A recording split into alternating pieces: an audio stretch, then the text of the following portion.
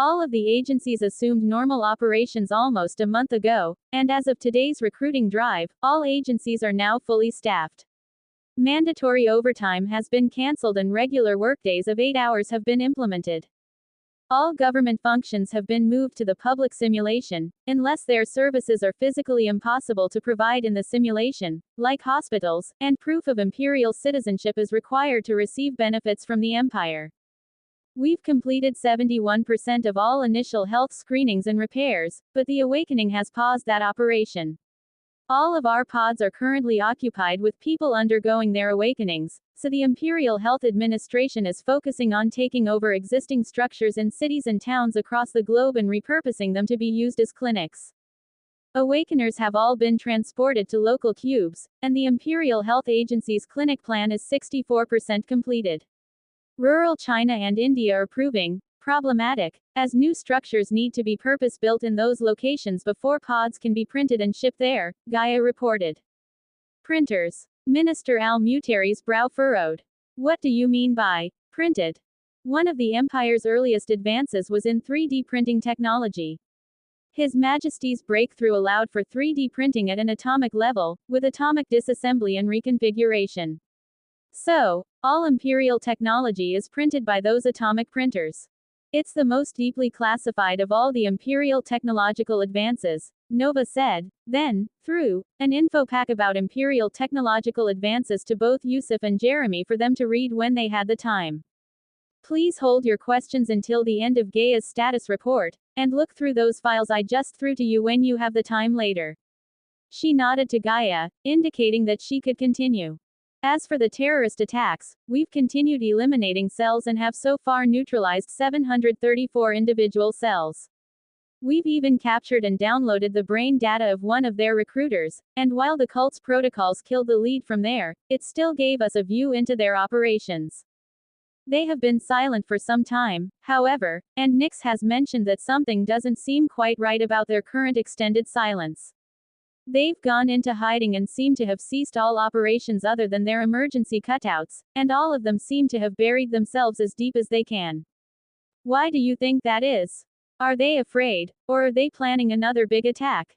Aaron asked. Your Majesty, what if they're awakening, too? Jeremy added.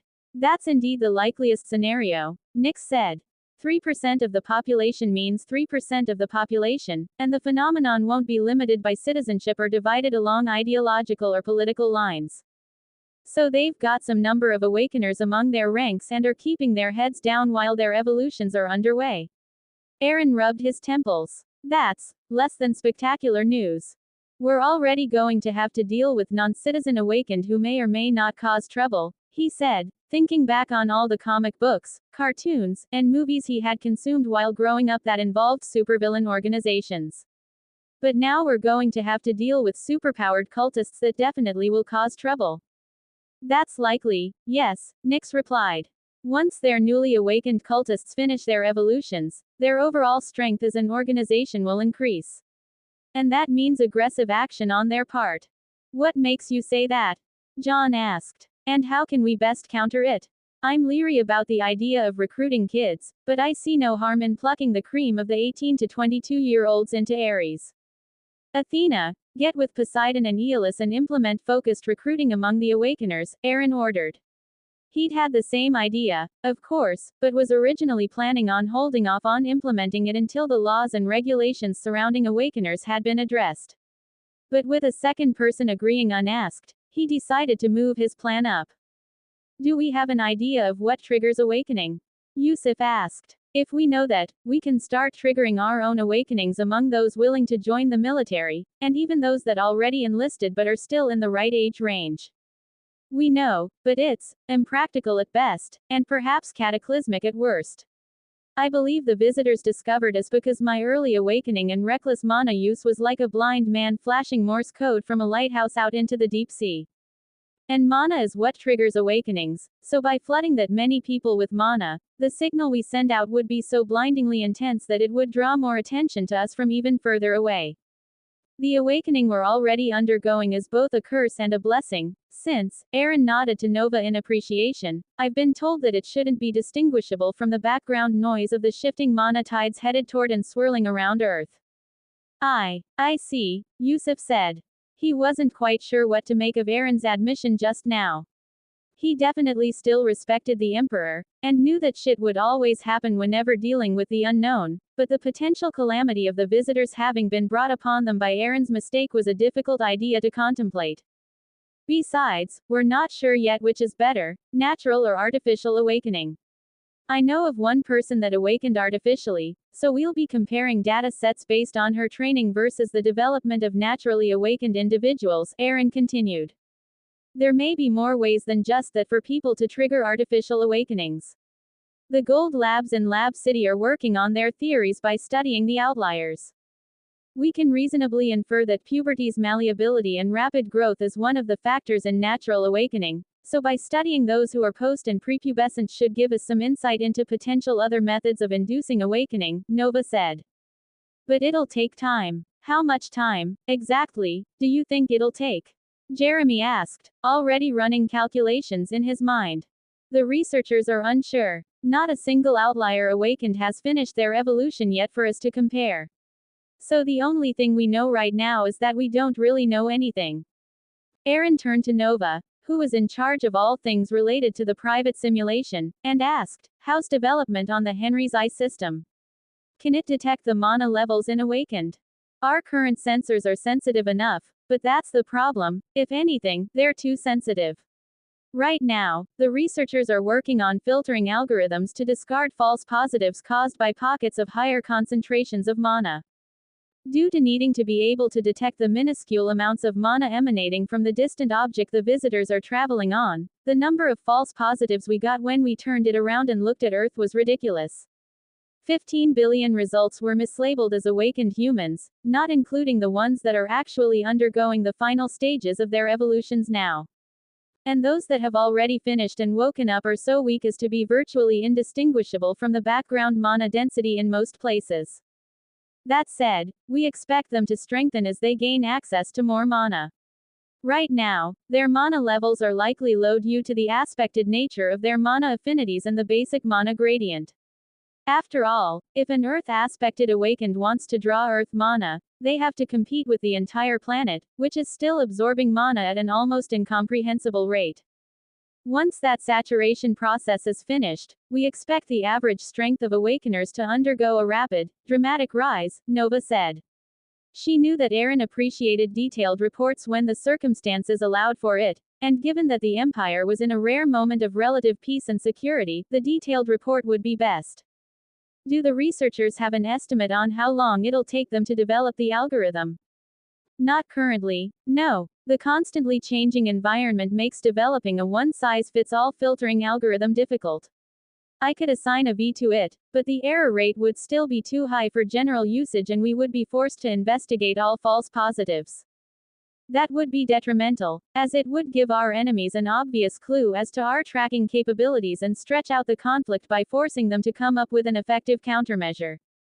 It'd be like the development of weapons and armor. We would be forced to dedicate resources to continue improving our detection methods to deal with the improvements in our enemies' increasing ability to hide from detection. So it's better to wait for the development to finish and take them all out in one fatal strike. Good, Aaron said, then turned to Nyx. Nyx, until our final strike capability is mature, I'll be counting on you to keep up the pressure on the progenitor cult. With a salute and a cheeky grin, Nyx replied, sure thing. Going analog has been interesting, and I think it might be pushing me to adapt and evolve faster. She was absolutely thrilled with the state of the spy versus spy game she was playing with the cultists, who were proving to be more effective opponents than she would ever have imagined when she was first going into the conflict with them. Thanks to all the experience gained by America and the Soviet Union during the Cold War, plus the addition of the terrorist network organizational structure used during the more recent War on Terror, the always upbeat AI was constantly being pushed to her limits and forced to adapt to overcome them. Nova and Gaia's eyes flashed blue as they both opened private discussion channels with Nyx, practically bombarding her with questions about the evolution she was undergoing. It was a purely AI issue, though, so they politely kept it between themselves and didn't raise the issue in the meeting. That's excellent news, Nix. I'm happy for you, Aaron said with a bright smile on his face. He always treated the ICE with the same courtesy and respect that he did real people, if not more, and never considered them to have been limited in any way, despite their obvious shortcomings. Thus, whenever they made significant progress toward their goal of becoming more human-like, he was happy to hear it. He cleared his throat, realizing he had allowed the meeting to drift for a moment. Even though there wasn't an ongoing emergency right then, it was still a bad habit to fall into. Let's move on, he said. What's our next order of business? Next is the appointment of leaders in the imperial agencies. We already randomly assigned people to staff positions according to their fit, Nova said, her lips twitching when she recalled Aaron flipping a coin to choose ministers. So now all that's left is to manually vet the leadership positions. She cast a pointed glance at Jeremy, the Minister of the Interior. Seeing as I just came on board, I'll need some time to go through the profiles and make decisions. Just cutting down the lists was a huge help. Thank you, Gaia, the young minister reported. Just doing my job, she politely replied. How long will you need? Aaron asked. 2 weeks, tops. That's versus. Simulation time. Jeremy was still used to calling it VR, while the officials referred to the private simulation simply as the simulation.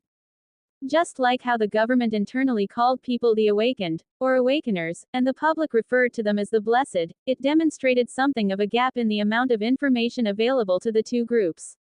You can use a random selection method, Aaron said. All of the candidates that have passed the multiple rounds of Gaia's screening are equally viable for the positions. The only thing that really differs are practical experience and methodology, and practical experience isn't necessarily as valuable as you might think.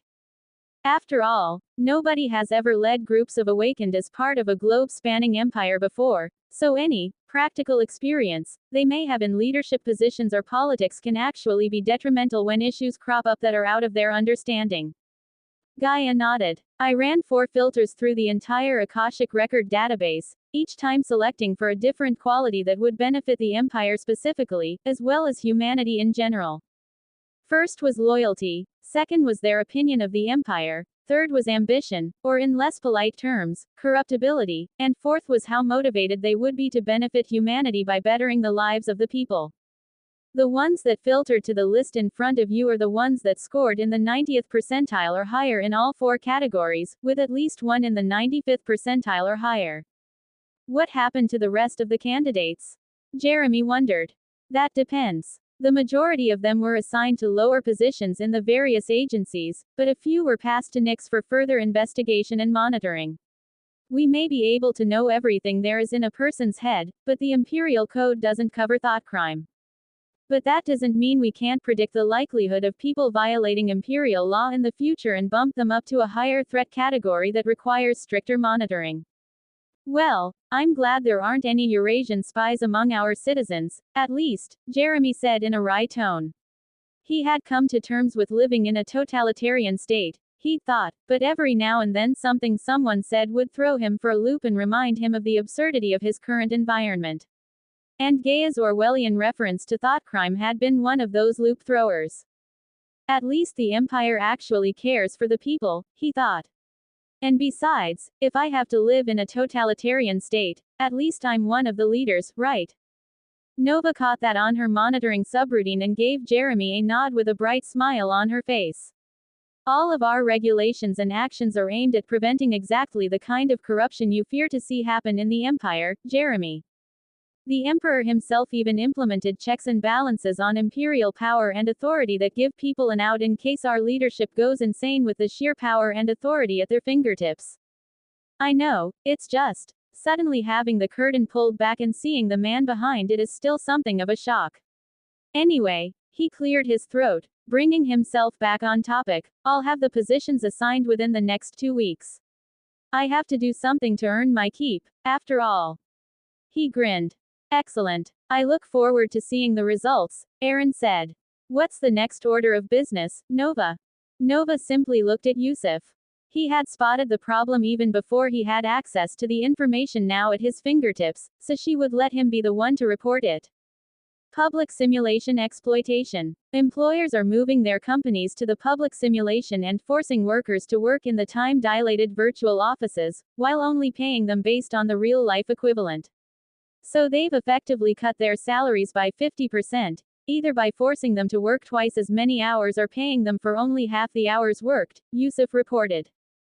Suggestions. Aaron asked him. He had an idea in his mind, but would let the newly minted minister suggest his own. If it was a good enough idea, he wouldn't mind implementing it instead of his own, likely far more draconian, policy. Fines and laws. I read through the Imperial Code and didn't see anything in it dealing with wages and workers' rights. So I suggest a percent-based fine of the employer's net worth, say, 10%, and have it enshrined in the Imperial Code that employers must pay an hour's wage for an hour's work, regardless of whether that work is done in a virtual environment or not. This is to be done in conjunction with having the exploited period's wages paid to the workers. Aaron nodded. The fine was lower than he would take, but Yusuf's suggestion was otherwise in line with his thoughts. And what would the penalty be in the code for repeat offenders? Increasing levels of fines up to 50%, depending on the severity and number of times the fines have been levied, and penal labor gangs or military conscription for the worst offenders. Since we can detect intent, we may as well use that as the guideline. Excellent suggestion, Minister Al-Mutari, Aaron praised. Gaia, get with Minerva and update the Imperial Legal Code. Identify the people currently in violation of the code and issue them a warning, plus push a press release to all media outlets introducing the new law.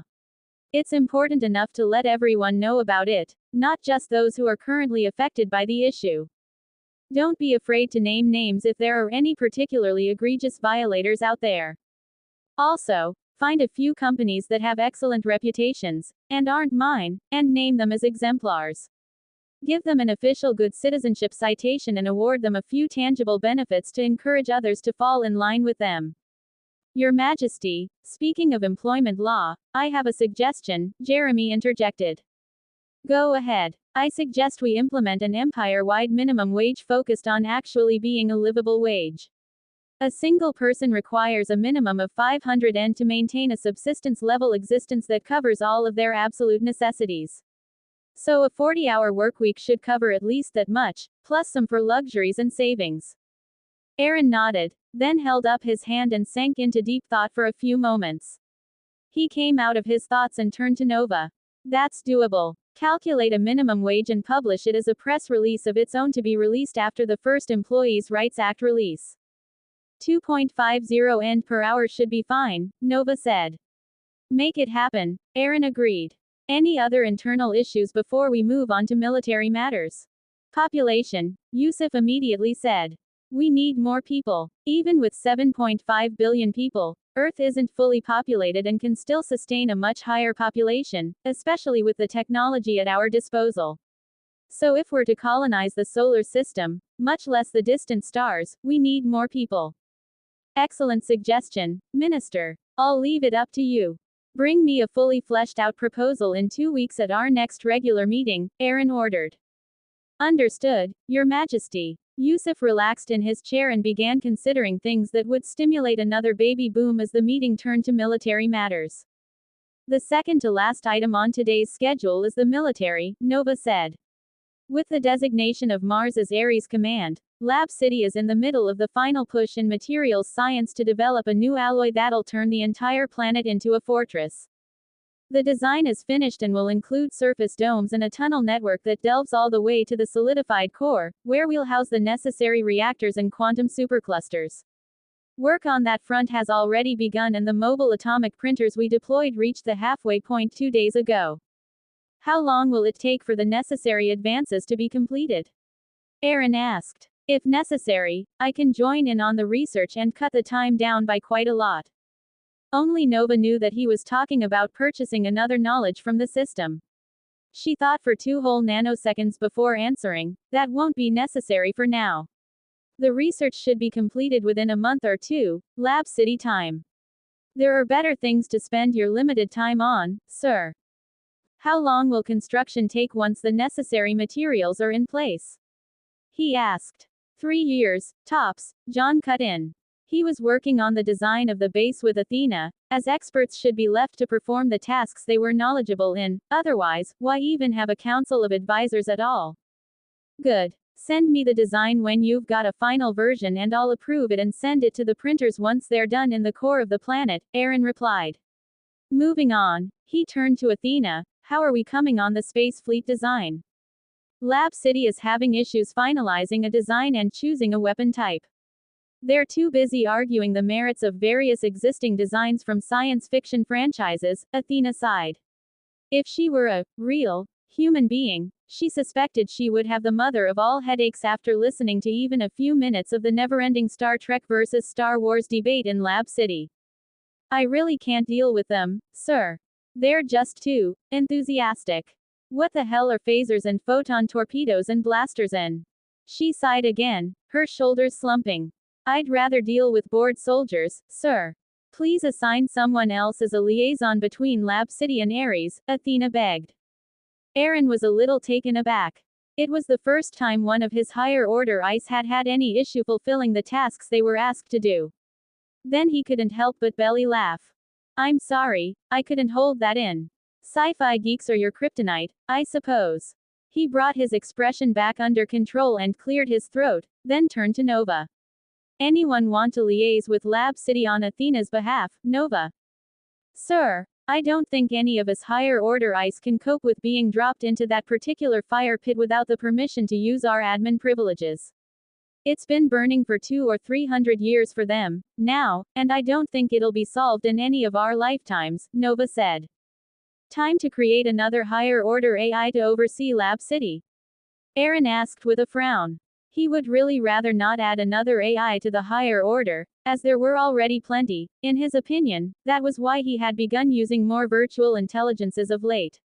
But for solving an argument like Trek versus Wars, he might have to authorize a new AI to oversee Lab City, and for hurting researchers, only a higher order one would do. Perhaps, sir, I suggest we give it a few weeks first. Chaotic clashes between research methodology and ideas often produce the best results in the end, so I'll keep an eye on things and let you know if the situation starts spiraling out of control and seriously affecting their work. But at the moment, there's nothing but beneficial rivalry between them. Good. Let's set the cutoff date for that situation resolution to our next meeting in 2 weeks, Aaron said, still with a slight frown on his face. He wasn't happy that the researchers he had spent so much time and effort to recruit were handing him petty problems like an out-of-control debate and holding things up even for a second. What's the status on Fleet Command? We've inserted the appropriate influencing elements to the game. It should inspire a lot of people to sign up for our space fleet, Nix answered. It's currently ready to be announced as soon as there's an opportunity when we aren't already busy announcing other world-shaking changes, so that people can focus on our new, gaming, products. Good. John, Athena, anything else to add? Yes, sir. We need bodies. I know we just got 50 million new recruits, but that's still far from enough. In order to staff Ares Command, we estimate we'll need. He looked to Athena to give the actual number. A minimum of 400 million, sir, she cut in. Yeah, what she said. So basically 20 times the number we currently have, and that's just to staff our main base. The outposts will still require more, and that doesn't count the number we'll need if we're to colonize any other planets beyond Mars, John finished. A solution to that is in the works. Aaron threw a file to John. We're developing a number of VR games for people, and Nix is going over them, inserting subliminal influencers that should guide the right people to our ranks, both terrestrial and in space. That should help. Thank you, sir. John saluted then sat back down, indicating that the military issues had been raised and addressed. Anything else from the Ministry of War? Aaron asked. Athena and John shook their heads. All of their immediate issues had been raised, and all they had to do now was wait for the resolution. All right, on to the elephant in the room. How should we deal with the awakened? The Empire truly needed a direction with regard to awakeners, and it needed to be decided before the ones that were still undergoing the awakening process finished. If his suspicions proved correct and the ones still in medical pods were awakening to higher categories of mana, a protocol absolutely must be in place before they woke up, or the world would be plunged into chaos again. All right, on to the elephant in the room. How should we deal with the awakened? Yusuf and Jeremy remained silent. Neither of them had any idea of the full situation at all, having only been ministers for a few hours now, so to throw out suggestions now would simply show their inexperience rather than their abilities. One thing they had realized, however, was that the Emperor was an awakener himself. But how was that possible? He hadn't been absent at all, let alone for the weeks it would take to undergo an awakening. Still, it didn't matter, so they pushed the thoughts about that until later when they at least knew what they should know as ministers. Aaron could see the thoughts on their faces, but didn't care. As the highest level members of the government and part of his inner circle of advisors, the two had a valid need to know about everything save the existence of the system. From the data AXO collected, it seems they're already capable of immense destruction if they're trained to use their abilities. And we've also noticed that, as the mana density increases around them, their power and output increases accordingly. At the moment, Ares can handle them, since the mana density is still low and the people that have finished their awakenings are only capable of manipulating elemental and derived mana, but that doesn't mean we can simply ignore them. We need to make sure we have a handle on all awakeners, imperial citizens or otherwise. Suggestions? He asked. Letting them know they've been registered in the Awakener database, to begin with. Just knowing they aren't anonymous should help curb a lot of the misbehavior, at least for citizens, Nyx said. Public or private? Aaron asked. Private, Gaia immediately said. The Awakeners themselves should be registered on a classified database to protect their privacy. Any leaks on our end should be harshly punished, and the victim generously compensated. After all, it should be up to the Awakener themselves to announce that they've awakened. She gave Yusuf and Jeremy a knowing look, a hint to keep their speculations about Aaron's awakening to themselves. An academy, Jeremy suggested, thinking of a popular movie franchise where superhumans were trained at an academy for the gifted. If we make enrollment mandatory, we can observe how they interact with each other in a safe environment, giving us an idea of how they'll act in certain situations. It'll also foster a sense of belonging to a larger community, and that should prevent most of the antisocial behavior. And we can subtly influence them through their curriculum, Nyx added. Aaron nodded his approval. Make it happen, he said. We can also require them to graduate from the academy in order to receive licenses to use their abilities, Gaia said. As an administrator, she was very fond of licensing and registration. What would the punishment be for using their power without a license? And what about Good Samaritans who help out despite not having a license yet? John asked. We can punish them by mandatory Ares service if they intentionally misuse their power or use it without a license. Good Samaritans would need to be judged on a case-by-case basis, Athena replied. It can't all be stick, Aaron said. So the carrot should be money. Poverty creates criminals out of otherwise honest people, so we can enroll them in a strategic reserve and pay them a wage for keeping themselves ready to deal with situations that call for their assistance. Like sending them to help deal with or even prevent natural disasters like earthquakes and such. Rank them and pay them accordingly. There are 5 categories of mana that we know of, so an SABCD rank structure can be applied, with adjustments based on the utility of their affinities. The higher ranks will be paid more, and the lower ranks will earn less, but it'll still be enough to keep them above the poverty line even if they don't have a real job to work, Nova added. What about reinforcing the idea of superheroes? Yusuf suggested. Young people are easily influenced by others, so instead of calling them the blessed, why not call them heroes? Make being a hero be their day jobs and have their AI butlers manage their media profile. It'll also give non-awakeners idols to follow and fan clubs to join, acting as a distraction from the stress of knowing aliens are on their way to potentially kill us all. That would cheapen the word hero, though, Jeremy interjected. Maybe save it for when they graduate from the academy and get their licenses. But they can't be treated any differently than normal imperial citizens at all. Hero or not, they're imperial citizens first and should be held accountable for their actions just like anyone else. The only difference is in the amount of damage they can cause by breaking the law, so all awakeners, or heroes, rather, should have the same punishment for lawbreaking, mandatory service in Ares. It'll also help with the recruitment efforts. If they're old enough to break the law, they're old enough to serve in the military. The way the meeting had progressed so far had impressed both Jeremy and Yusuf, raising the already high opinion they had of the Emperor of the Terran Empire. It continued for a time as they closed various loopholes in the proposals in every aspect that had been discussed, most of which had been identified by Nova and Gaia after requesting clarification on certain points raised. Eventually, the meeting drew to an end and Aaron brought it to a close. This was the first meeting of the Inner Council of the Empire. I find myself impressed by both Minister Rogers and by Minister Al-Mutari. Despite coming in completely blind, you both contributed quite a few good ideas, and I look forward to what you can do once you've digested the data packets I threw you earlier, he said as he looked at the two new appointees. Use the next 2 weeks until we meet again to familiarize yourselves with the Empire's operations and the higher order ICE that help manage it. The simulation is free for your use, and within the next few days here, your implants will be functional, so you can move to the areas of higher time dilation. I suggest you take advantage of that to handle your tasks as efficiently as possible. For now, though, you gentlemen have speeches to prepare for. You'll be delivering your inaugural remarks to the 15 million new government employees, as well as all of the employees we already had before today's hiring spree. I look forward to it. Until then, I'll take my leave. Aaron and Nova disappeared from the room, leaving the 3 ICE and 3 humans to get to know each other. After the meet and greet with the rest of the council was over and everyone had familiarized themselves with each other, the council room was left empty and dissolved into the qubits from which it had been created. The 2 new ministers were in turmoil, each of them considering many different things.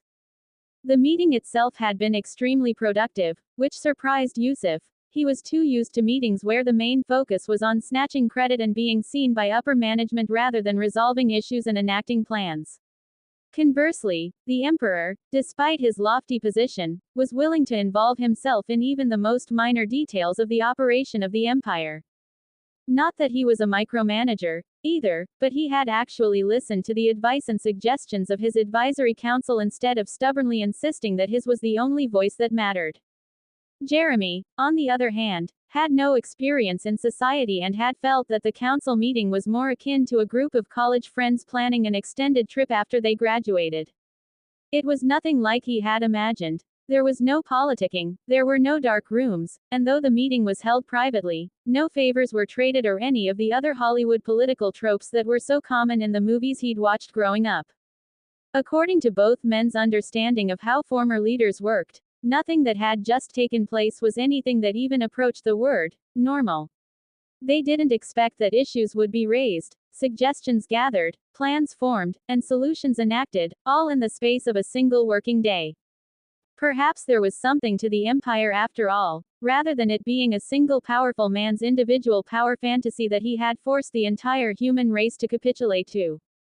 Still, though both of the new ministers were dazed by the insane efficiency of the Empire, they had work to do. Thus, the 2 men went back to their offices to take the first step in completing the tasks they had been assigned, going over the immense amount of data that Aaron had thrown them in the packet during the meeting. It had everything in it. Atomic printers and their capabilities, introductions to all of the higher order ICE that stood atop the digital food chain, the extent that the Empire could enhance the human genome, cybernetic and bionic enhancements, spec sheets on all of the military hardware available to the Empire, and more. It would take them a week to dig through and digest all of that information alone. Still, they had the time they needed, and then some. The advisory council meetings were scheduled for every 2 weeks of time in the real world, but as the heads of the Ministry of the Interior and the Ministry of the Exterior, they had access to the private simulation, which gave them a full 5 months until the next meeting. And that time would be extended as their quantum microcomputer implants came online, increasing the time dilation their frail human bodies could withstand from 31 to 51. Once their genetic enhancements were complete, that would even increase further, to a time dilation ratio of 81. But that would be after the next meeting, as the full suite of genetic enhancements which they had just read about, took a full 2 weeks of real time to enact. Although the concept of time was changing for the human race, reality and virtual reality were still different, and they had to consider things from the point of view of the former. May Allah have mercy on us. Yusuf said under his breath when he realized just how deep the imperial waters actually were. He was beyond grateful that Eren was incredibly benevolent and couldn't even begin to imagine the horrors that a power-hungry control freak could inflict upon the innocent, were they on the throne instead of the benevolent emperor they had. I hope that day never comes, he prayed, hoping beyond hope that he would never live to see that day, should it come. Ed note. Yusuf is an actively practicing Muslim.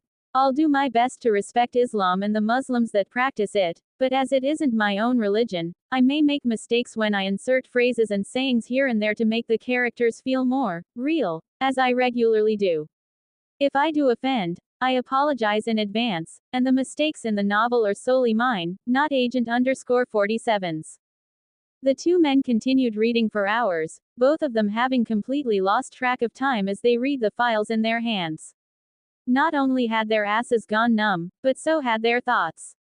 At a certain point, surprises cease to be surprising and become just a matter of course, and after working through half of the files, that point had long since come and gone. Now, they only felt lucky that they had been given the power to develop the empire, practically at its very inception. The decisions they would make in the future would shape humanity's fate for the rest of its existence, or at least for many generations to come. The responsibility settled on the two of them, and they both felt its weight.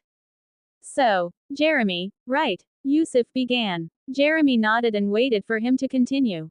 Why do you suppose the Emperor chose us? There are many reputable politicians he could have chosen for ministerial positions, but instead, he gave them to a youth with no experience beyond retail jobs and a middle-aged dead-ender who was treading water in middle management, Yusuf asked. He didn't have enough fingers to count the politicians that were actually good at the job of governing. Easy. We have yet to be corrupted. Once you've been exposed to the corruption in politics, it's almost impossible to not fall into that spiral again. Even if you weren't corrupt to begin with, just the idea of the things you can take from the people to benefit yourself will constantly be whispering in the back of your mind like your own personal devil, the young man answered, setting aside the files he was reading at the moment. The conversation Yusuf had begun was interesting to the much younger man, and besides, the information contained in the imperial data dump, as he chose to call it, was quite frankly terrifying. Yusuf thought for a moment, then called up a screen and began searching for information on politicians, from the highest halls of power to the lowest Karen on her school board. It seems that most of the world leaders are either on house arrest or in the deepest, darkest holes the empire could find, awaiting trials for crimes committed during their time in office. The same holds true for those at all levels of power, Yusuf said after reading the result of his search. So perhaps you've got a point. Of course. It's only natural. After all, you know as well as I do the tools that the government has to detect people breaking the law. Jeremy was referring to the brain data archived in the classified sections of the Akashic record. The fight against corruption and abuse of power will never end, but at least the Empire has the tools to effectively combat it, the young man said with a content smile on his face. He had already seen his salary and, when combined with the benefits of imperial citizenship alone, he would be living a life he couldn't even have begun to dream about when he was in the swamp in Louisiana. Both he and his mother could live their entire lives without any worries at all. Changing topics, he asked, by the way, when do you think His Majesty became an awakener? By the way, when do you think His Majesty became an awakener? Jeremy asked. Yusuf thought for a moment, trying to come up with a timeline in which the Emperor could have awakened without noticeably being absent from the public eye. But he couldn't remember a stretch of even a week since the founding of the Empire where Eren hadn't made an appearance. If it happened after the Empire was founded, it was probably in the first few weeks. But that isn't feasible either. So he must have awakened much earlier than that. The younger man nodded at the idea that Eren had awakened before founding the Empire. He hadn't made that many public appearances at all up until the last war, only showing himself when it was absolutely necessary. He was forced to do so, or when he introduced his first products. Even if he did awaken earlier, it just goes to show that he's a very patient man and seems to have hidden it quite well. I can't think of anyone I personally know that wouldn't parade their newfound powers around, trying to raise their statuses and get themselves some perks. None of them would care at all about any harm they'd cause by abusing their powers, he said. He thought of his half-brother, who craved any sort of attention that would feed his ego, something Jeremy particularly despised about him. But then something clicked in his mind and he said, from what we just read, there are 5 known categories of mana. Doesn't that mean it's possible that he awakened some kind of mental ability through esoteric mana? He recalled that, more than 2 years ago, Eren had created his first revolutionary product, Bug Zapper. That was the first falling domino that led to the formation of the Terran Empire. The two men looked at each other, each of them thinking the same 2 words, holy shit. If the Emperor really had awakened more than 2 years ago, then he was monstrously strong in addition to being very, very smart. He had first built a business empire completely under the radar, along with the most advanced military force on the planet, all while manipulating entire countries like pieces on a chessboard and staying completely hidden. And as strong as his ability was then, when Earth was still a wasteland with almost no mana, they could only imagine how strong he was now, after years of the mana density increasing to the point where even normal people were beginning to awaken to it. But there's still something I don't understand, Jeremy mused. What's that? Yusuf asked. In his address, when he talked about mana triggering an evolution and giving people superpowers, there was a part where he talked about how it had passed a critical mass and that the mana density increase had become a self-sustaining reaction, the younger man said. What about that don't you understand? I took a geology class in university and my professor talked about something that happened 2.4 billion years ago. It's called the Great Oxidation Event, where the production of oxygen did the same thing that mana is doing now. It pushed almost all of the methane out of the atmosphere and creating the ozone layer. It's what let evolution start and multicellular organisms became the norm after that. Yusuf didn't quite understand what Jeremy was talking about and, as he soon realized, had completely missed the mark. I'm not talking about that. That parallel is obvious. The Great Oxidation Event allowed the evolution of multicellular organisms, and now the, I guess we can call it Great Mana Event, is allowing multicellular organisms to evolve further. After all, the species on Earth now have basically been stuck, evolutionarily speaking, for a very long time. But what I meant was, if it's only reached the self-sustaining phase now, then before now, something or someone was artificially producing it in large enough amounts to bring it to the level where the process becomes automatic. So my question is, who, or what, was doing that? Both men broke out in goosebumps as they considered the possibilities. The best case scenario was that it was Eren who was responsible for it, and the worst case scenario was too terrifying to imagine. Why don't we ask someone? There's no need for us to drive ourselves insane looking for the answer on our own when we can just ask, right? Yusuf said, then immediately called for Nyx. Her entire job, if not her very existence itself, revolved around information and the hoarding thereof. What do you need? Nyx asked. She'd been paying attention to the 2 ministers and had been surprised by how close to the mark they had hit with their blind speculations. Yusuf let Jeremy do the asking, since he was the one that had brought the topic up. You're correct, she said, then brought up a recording of the fusion reactor beneath Avalon Island as seen through the lens of the Henry's eye sensors on the Panopticon network. Then she told them about how that had led to their discovery of the incoming aliens, and their belief that it was the cause of the Earth's discovery by those same aliens. They needed to be up to date on that, and though it was included in their introductory data packet, they obviously hadn't reached that file yet. The 2 men froze for quite some time and Nyx stood there, patiently waiting for them to digest the information she had just given them. So what about now? We've reached a self-sustaining growth phase, aren't we glowing much brighter, and from all sides? Yusuf asked after shaking off the daze he was in. Being numb to surprises helped shorten the time he was lost in shock. Imagine you're in a cold room. If you light a fire in the fireplace, that's the only heat source in the room, so it'll be very obvious to someone standing outside the room. However, if you turn on the central air conditioner, the whole room heats up, so the change is less easy to pinpoint.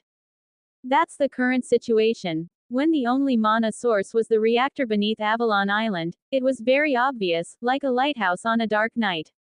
But now the entire planet, and the solar system it's part of, is filling with mana. She showed them images from before and after the Great Mana event, as seen from the Panopticon satellites. That's the difference, and why we aren't worried about the increasing mana density in the solar system. But we think the reason they managed to discover us is because of the flashing signal given off by the mana converter on the fusion reactor. Hopefully, by the time they arrive, the mana density will be high enough that our awakeners will have a deterrent effect on any potential hostile actions on the part of the aliens. That would at least be something of a silver lining to the whole situation we find ourselves in, at least. Lab City. Aaron was in a lab, his focus on a smartphone-sized brick of metal. His fingertip was tracing back and forth on its surface, leaving behind line after line of glowing golden rune script. No, that's not it, he sighed, tossing the brick over his shoulder, where it landed atop a waist-high pile of other metallic bricks of similar size and shape.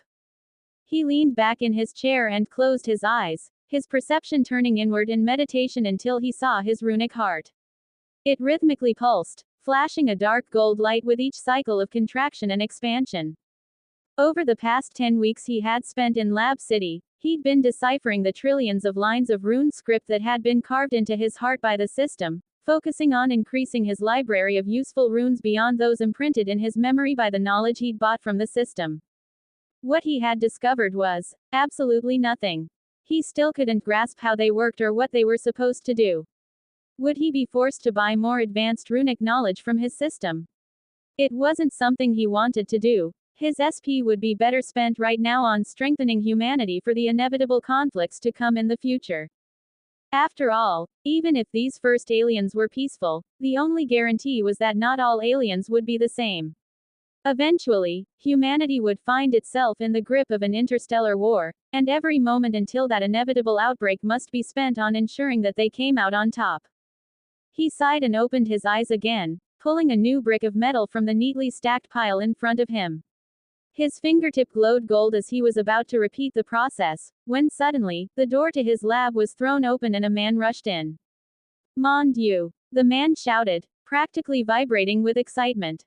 We have done it! He threw his hands up in jubilation and pounced at Aaron in an attempt to wrap him in a hug.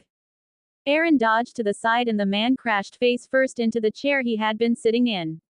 You found it? He asked. This material, I shall call it, The man paused, lost in thought.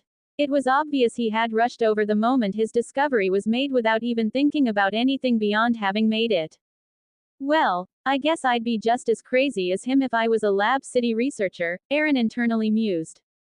The man who had interrupted his work was Professor Yves Brequet, a famed French metallurgist. Aaron had personally tasked him with coming up with an alloy that could act as a superconducting medium for mana, a job that he was uniquely qualified for and had been working on for the past 30-odd years, nearly a full tenth of his time in Lab City. Aaron had been working on a type of superconducting mana energy storage device that could handle mana, but had been stuck on finding the right superconductor for it. But that was exactly what Lab City was for. Ed note. Superconductors make surprisingly good batteries due to their ability to conduct electricity with almost zero resistance. Superconducting magnetic energy storage systems charge incredibly fast, discharge equally fast, don't lose energy like other batteries, and have no moving parts, making them incredibly durable and reliable. Well, no matter what you eventually name it, Professor. Aaron began, then noticed that the professor's eyes had glazed over and he was mumbling to himself. He leaned in closer and listened. Avesium? No. Wait. Yes. Avesium. No, it's an alloy, not an element. The professor continued droning on under his breath, having completely forgotten Aaron's existence.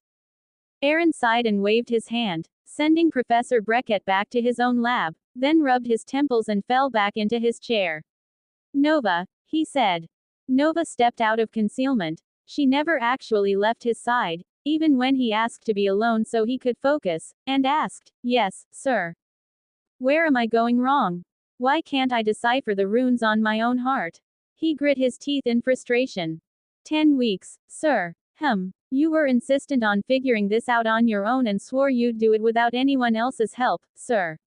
It's only been 10 weeks. Are you already giving up? If I'm unable to do something, should I continue trying for years, decades, or even centuries?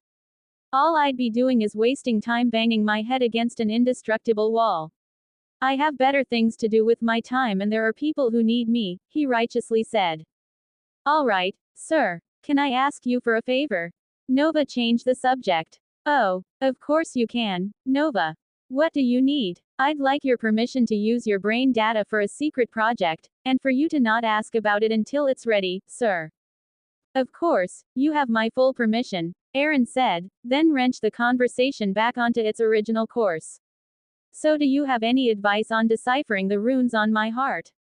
Certainly, sir. If you look at it, doesn't it look like a coding language? It isn't a lexicon, so you've been going about it entirely the wrong way, sir. Aaron was dumbstruck. He had been so focused on deciphering the individual runes that he'd failed to pick up on the structure they were arranged in. Now that someone had pointed it out, though, he had an obvious direction to go in with his efforts. Sometimes life was just like that. I need a time bubble, Nova.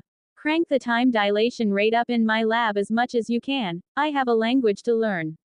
Yes, sir, Nova said, then generated a time bubble as requested and stood motionless, watching over Aaron for any sign of instability or inability to handle the dilation.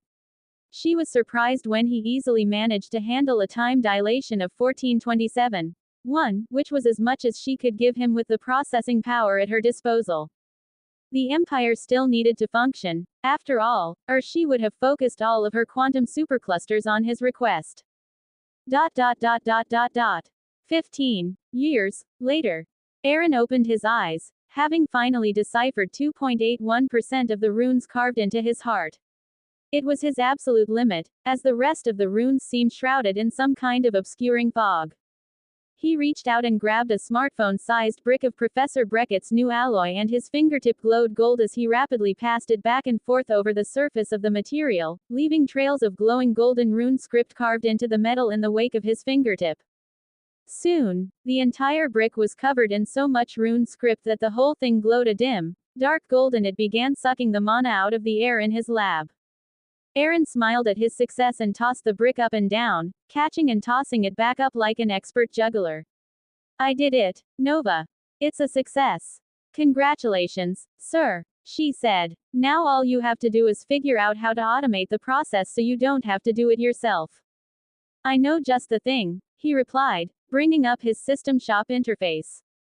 Runic imprinting, Tier 1. They say laziness. He added it to his cart and checked his available SP. With a small grin, he clicked the purchase option and settled back into his chair to accept the knowledge download from the system. Shit. Run, you fucking idiots. Master Sergeant Jose Tequila Cuervo was in a ruined city with the rest of Reaper Team 22. It had started as a nice, quiet little metropolis full of busy little worker bees going about their day, until a supervillain had kidnapped the son of the city's mayor. Reaper Team 22 had been sent in to neutralize the criminal, save the child, and prevent the situation from spiraling out of control and escalating to an absurd level. Obviously, something had gone wrong. Tequila fervently cursed Murphy as he ran at top speed, the shadow of an entire skyscraper surrounding his team. As it turned out, the kidnapper was part of a team of criminals, and one of them had ripped an entire skyscraper off of its foundation and simply thrown it at the hapless Reapers. Naturally, it wouldn't kill them if it hit them. It wouldn't even really cramp their style all that much less part their hair on the wrong side, but it would still be embarrassing. After all, who would want to be known for being unable to dodge a building? Tequila's entire team would get so much shit from the other guys in the barracks once the after-action review was made public. They already would, having fucked up so spectacularly, but they could at least limit the damage by dodging the building that was rapidly approaching them from the sky. Then, the entire world froze around them and disintegrated into particles that drifted into the sky and vanished. Simulation terminated, the obviously synthesized voice of a V announced. Tequila and the rest of his team looked at each other. Do you think this means the AAR won't be coming out? One of them asked. Probably not. Supreme Commander Athena will still give us our dressing down, Master Sergeant Cuervo said in a dejected tone. Well shit. The rest of Reaper Team 22 nodded their agreement. Those two words perfectly described the situation they had found themselves in. The team hit the big red button in their AR displays and were transported to a briefing room, where they were met by the last person they wanted to see at that particular moment in time. Good afternoon, Supreme Commander. They shouted in unison. At ease, gentlemen. You aren't here to discuss your, frankly, epic fuck-up in your last training mission, she said with a thin-lipped, sadistic grin on her face. Instead, you were pulled out to assist in testing a new piece of gear. I'll let its creator explain more. She stepped aside and a bright light grew from a spark into the shape of a person, then resolved itself into Aaron, who was standing with pride etched into every inch of his body. Hello, gentlemen. Athena should have just informed you of your next task. You'll be putting the new equipment through its paces in simulated stress testing. Athena assures me that your recent mission results have proven that you're the exact right people for the job, he said with a smile on his face that wasn't a smile. Trust me, sir, they absolutely are, Athena assured him from the side, then cast a baleful gaze over the members of Reaper Team 22 in the briefing room. Aaron nodded and continued, the equipment you'll be testing is the Psionic, Arcane, and Physical Shielding System, or the PAPS for short. It's designed to protect you against all forms of damage, leaving your nuts as a backup form of protection. Now that people are being blessed with superpowers, it's become apparent that we need to preemptively develop protection systems that work against all forms of damage, not just the physical. Aaron spent the next 10 minutes giving a brief overview of the PAPS system to the eager Reaper team members, then threw them a data file containing the detailed spec sheet for the new gear that would be added to their kit and vanished. Any questions? Athena asked. The team shook their heads and chorused, no questions, ma'am. All right then. You have 1 day to go over the data, then the testing mission cycle will begin. Dismissed. Yes, ma'am. The Reapers shouted with a salute, then left the briefing room and headed back to their team barracks. So, first order of business, Teculia said once they returned to their squad bay. What should we call this new kit? A number of suggestions were thrown out, and one member of the team got thoroughly booed and beaten to a pulp for suggesting Papsmear as the nickname for the new gear. Then the hubbub died down for a few minutes before another member of the team suggested, why don't we call it Pappy? My pappy always stood in front of me whenever bad things happened. He shooed away the monster in the closet and the monsters under my bed when I was little, taught me to swim after he saved me from drowning when I fell in the pool, a lot of things, really. My pappy protected me when I was little, and now that we're big, our pappies can't help us anymore. But this one can. The whole squad bay fell into silence as the men thought back on their lives and their fathers, whether they were present or not, protective or not, decent or not. Even if their fathers were the most vicious, abusive scum they knew growing up, every single one of them dreamed of having a pappy, like the one described by their squadmate. Well, Teculia said, it looks like we have a winner. The rest of the men nodded, then they all got down to business going through the detailed specs in the file Aaron had thrown them earlier. An hour later, they finished reviewing it, and one of them asked, so, Master Sergeant, do you think Pappy will protect us from getting skyscrapers thrown at us? The squad bay fell into another long silence. This time, though, it was a cold, menacing silence as everyone glared at the person they were about to beat into respawning for bringing up their most recent humiliating shame. The world was still in the recovery phase after the economic and financial crash. Thanks to an immense amount of stimulus and other aid payments on behalf of the government, companies had been hiring people in droves, driving down the global unemployment rate by quite a lot. However, due to the disparity in education among the population of some former countries, either as a result of devastating wars or just plain bad leadership, some areas were still suffering. The economic growth seemed to have passed them by. After all, if they don't know a program exists to help them, how can they be helped? Thus, they were only surviving on life support thanks to the Koyos Foundation donating funds and building free clinics and schools and such. But recovery in the worst areas would still remain slow until their education levels caught up to the global standard. And that, unfortunately, was a problem that only time could solve. Among those areas still in the grip of an economic downturn was the former country of North Korea. They had the highest unemployment rate and lowest educational standards as a result of the Kim dynasty purposefully keeping them uneducated and heavily reliant on their leadership. And due to the generational brainwashing that had been implemented throughout their country, Aaron had to take some extreme measures to prevent them from following the Kims into the grave, or perhaps worse, acting out and taking up what arms they could still find to fight a war against the world. Thus, that area had the highest concentration of cubes per capita in the entire world. They were required in order to retrain the former DPRK armed forces.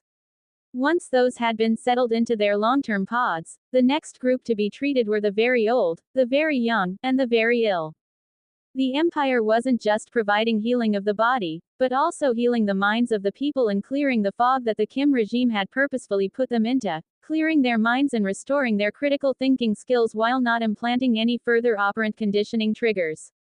Once the first pass had been completed, recovery was deemed to be well on its way and the former soldiers of the DPRK were given a choice. Join Ares, retire with a lump sum payment and end to kickstart their new civilian life, or join the Imperial Police Agency. Those former soldiers who had committed crimes, though, were referred to the imperial judiciary for prosecution of their crimes. And with no flimsy statute of limitations law in the imperial legal code, even crimes committed decades before were added to the judges' dockets for trial and sentencing. Regardless, most of them chose to remain in the military. They felt that their future prospects would be better should they maintain the lifestyle to which they had become accustomed over the course of their entire adult lives. A majority of those who chose not to continue into Ares chose instead to work for the Imperial Police Agency, trading the military uniforms they'd had forced on them for civilian uniforms that they chose. Only a very few chose the lump sum retirement, mostly those who had families to support, and that would support them. The number one reason they cited for leaving the government service was that they felt the danger level in such service had greatly increased with the advent of the blessed people who had been granted superpowers by some mysterious particles floating in the air around them. But even though their insecurity was high and their prospects low, the former North Korean nationals were almost unanimous in their fervent support of the empire. Seeing the downfall of the former rich families that had supported the laughably corrupt Kim regime through the eyes of freshly deprogrammed people had made them thankful to the empire that had lifted them out of their previous poverty, making their region the most loyal of all the regions in the empire as a whole, just after Eden, which had the fortune to be the birthplace of the Terran Empire. However, even though the former Democratic People's Republic of Korea was fervently loyal to the empire, that didn't mean there were no problems. A young man of Korean descent was standing in front of one of the temporary physical branches of the Bank of the Universe. The building was one that had been repurposed from the Central Bank of the Democratic People's Republic of Korea and had been confiscated as a part of bringing down the pillars of support behind the Kim regime. He silently walked into the building and took a number from the dispenser, then took a seat and waited for his turn to arrive. After about 10 minutes, his number showed on the screen and he headed to the station of an attractive bank teller in her late 20s or early 30s, wearing standard, office lady, attire.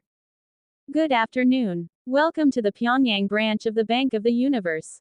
How can I help you today, sir? The lady asked with a smile on her face. The bank paid very well, which had turned her from a useless money-losing thing into the breadwinner of her entire family. I'd like to make a withdrawal, the young man calmly said.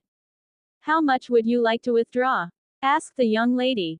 All of it. The bank teller queried the Akashic record for the man's ID, then brought up his account in her AR glasses to facilitate his withdrawal. He only had 15 END in his account, so she opened the drawer and counted out 2 bills, then slid them across the counter toward the young man. Here's your 15 END, is there anything else I can, She screamed, suddenly in excruciating pain as the young man grabbed her wrist in his now flaming hand. She continued screaming herself hoarse and struggling to escape the man's grip as smoke rose from her arm together with the sickly sweet stench of roasting human flesh. Bring me the manager, the man shouted as he held the teller's arm pinned to the top of the bank desk. Then he dragged her kicking and screaming over the top and around to the location of the bank vault. The bank's security guard had immediately reported the situation, but as it involved the use of a superpower, he'd been told to stand down and continue observing while a specialized unit was dispatched to deal with the problem. The rest of the people in the bank were similarly unable to act, as the man had switched his grip from her arm to her neck, threatening to cook her to death the moment anyone attempted anything heroic. This bank robbery would go down in the history books as the first incident in which an individual used their superpower for evil, and it had only been a few short hours after Awakeners had left the cubes, their awakenings completed.